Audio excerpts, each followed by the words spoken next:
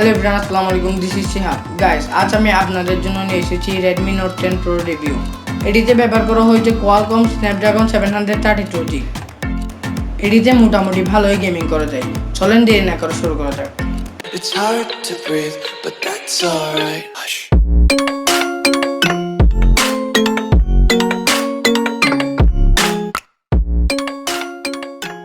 Guys, প্রথমে box খোলার পর পেয়ে যাবেন ইজেক্টর টুল, পেয়ে যাবেন ইউজার গাইড এবং ওয়ারেন্টি কার্ড। এরপরে পেয়ে যাবেন একটি মোবাইল কভার, তারপরে পেয়ে যাবেন কাঙ্ক্ষিত মোবাইলটি, তারপরে পেয়ে যাবেন একটি USB Type-C ডাটা কেবল,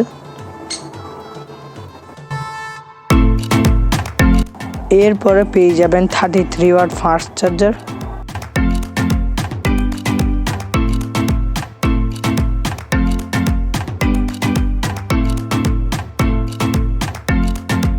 এই মোবাইলটি মাত্র 193 গ্রাম।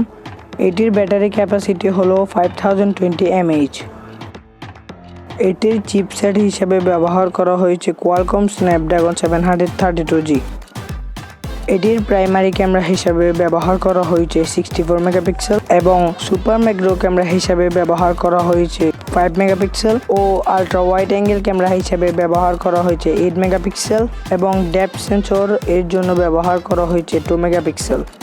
মোবাইলটির ফ্রন্টে পেয়ে যাবেন ইয়ারপিস এবং ফ্রন্ট ক্যামেরা হিসেবে ব্যবহার করা হয়েছে 16 মেগাপিক্সেল।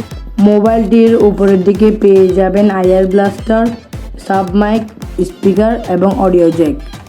মোবাইলটির বাম সাইডে পেয়ে যাবেন সিম কার্ড স্লট এবং ডান সাইডে পেয়ে যাবেন ভলিউম কি এবং পাওয়ার বাটন।